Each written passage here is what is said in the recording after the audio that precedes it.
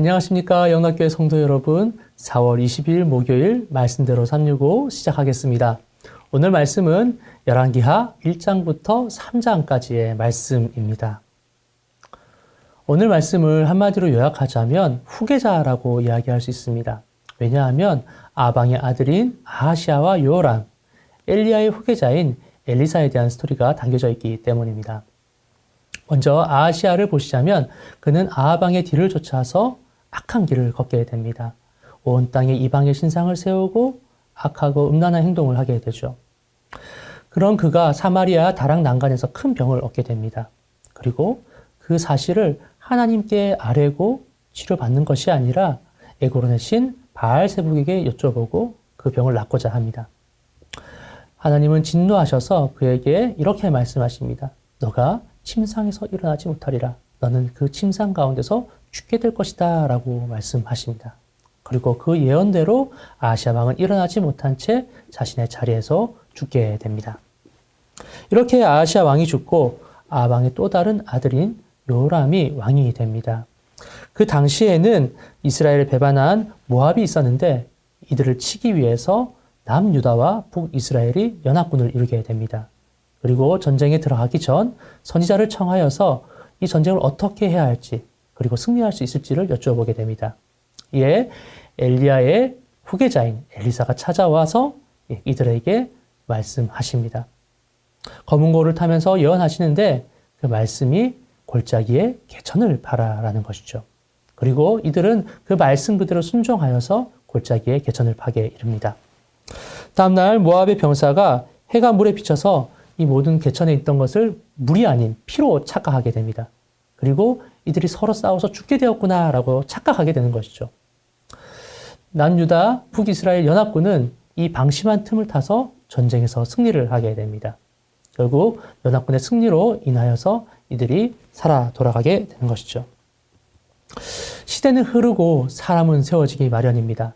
시간의 흐름에 따라서 엘리야의 후계자 엘리사가 세워지기도 하고 또한 아방의 왕인 아들인 요람과 아하시아 왕이 세워지기도 합니다. 그러나 중요한 것은 그 사이에서도 하나님께서는 갖가지 방법으로 일하고 계신다는 것입니다. 일하시는 하나님, 지금도 일하시고 앞으로로 일하시는 그 하나님과 함께 동행하실 수 있는 저와 여러분들이 되시기 바랍니다. 삶의 모든 순간순간에 그 삶이 악한 방향으로, 선한 방향으로 흔들리는 것을 떠나서 하늘의 하나님을 바라보며 하나님의 뜻을 쫓아 살아갈 수 있는 저와 여러분들 되시기를 주님의 이름으로 축원합니다.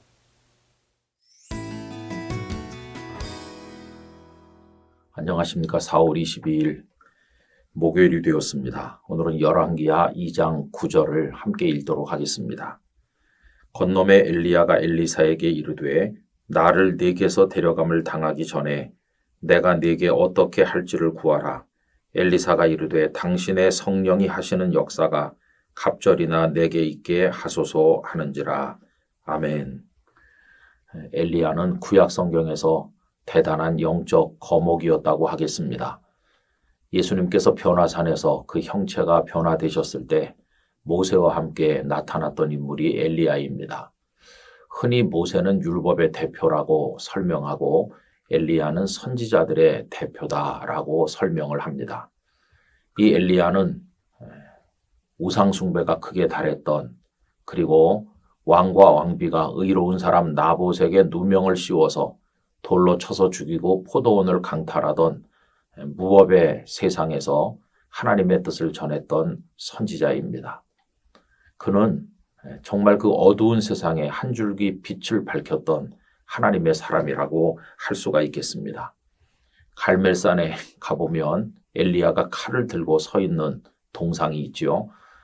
정말 부흥의 기치를 들고 온몸으로 그리고 온 삶을 다 바쳐서 불의에 맞섰던 위대한 믿음의 사람이 엘리야라고 하겠습니다. 더군다나 이 엘리야는 구약 성경의 에녹과 함께 죽음을 맛보지 않고 하나님께로 올려진 인물이기도 하죠. 오늘 말씀은 엘리야가 회오리 바람으로 하나님께 올라가기 전에 그 제자 엘리사가 따라가는 내용과 엘리사가 마지막으로 엘리야에게 간청하는 내용이 무엇인가 하는 것을 우리들에게 보여줍니다. 본래 엘리야는 제자 엘리사에게 따라오지 말라고 강권하죠. 그러나 엘리사는 끝까지 따라갔습니다. 그때 엘리야가 무엇을 원하느냐 하는 식의 질문을 했을 때 엘리사의 대답이 오늘 본문에 나와 있습니다.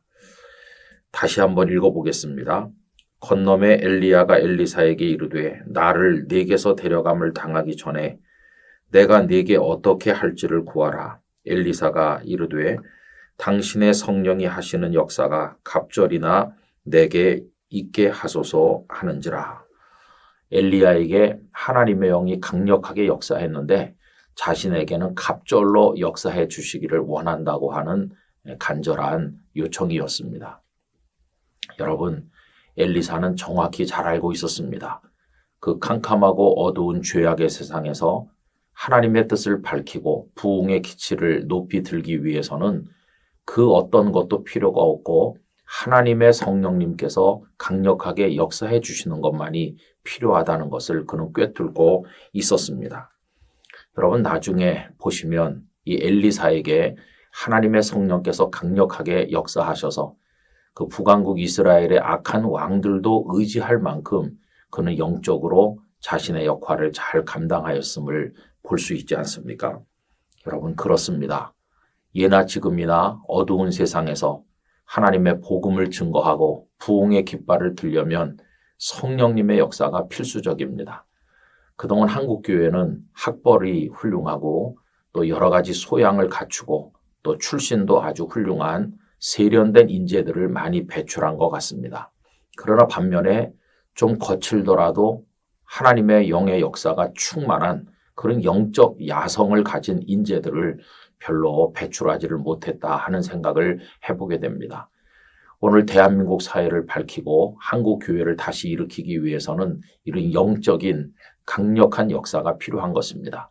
우리 모두가 그러한 인물들이 등장할 수 있도록 하나님께 기도할 뿐만 아니라 부족한 우리들에게도 하나님의 성령님의 강력한 역사가 있기를 위해서 날마다 기도해야 되겠습니다. 성령님을 통해서 무장하는 것보다 더 강력한 방법은 없는 것입니다.